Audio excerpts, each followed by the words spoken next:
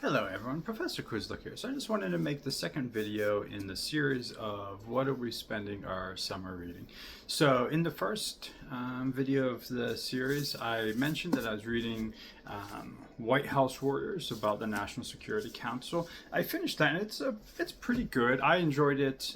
It might be a little bit too academic, maybe a little bit too narrow for wide audiences. But if you want to understand how foreign policy decisions are being made, some of the intricacies of foreign policy, I think it's a good book. I think it's worth reading.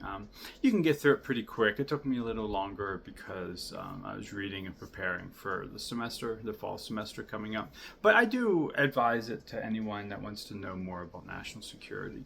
So I started reading a different book, which I probably should have read years ago in graduate school, or even just as an undergrad. I'm reading Bill Kristol's The War Over Iraq, Saddam's Tyranny and America's Mission, which really lays out the Bush Doctrine.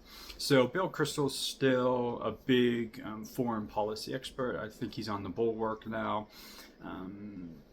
But as we see Iran and Israel and the U.S.'s involvement in this idea of regime change, I wanted to go back and read Bill Kristol's argument because he was really a foundational figure in the Bush Doctrine of regime change, of bringing about democracy in Iraq. And so we hear a lot about the Bush Doctrine, we hear a lot about regime change right now with the Iran conflict. So I wanted to spend a little bit of time. It's a pretty quick read. It's not a real big book, so you can probably read it in a few days to better understand what those like Bill Kristol, who are considered neocons, what their argument really was for the Iraq War, and see how that relates to discussions we hear about today in the Iran conflict. So, like I said, I probably should have read this one a few years ago. But because Bill Kristol's in the news, because he's still a figure, and because this idea of regime change has reemerged, I thought it was a good time to read it. So what are you reading? So I'm a political scientist. These are what I'm reading to stay up on current affairs. I read the National Security book because the National Security Council was in the news.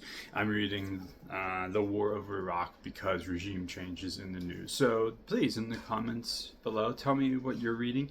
If you have suggestions, what you're reading to stay up on current events. Thank you.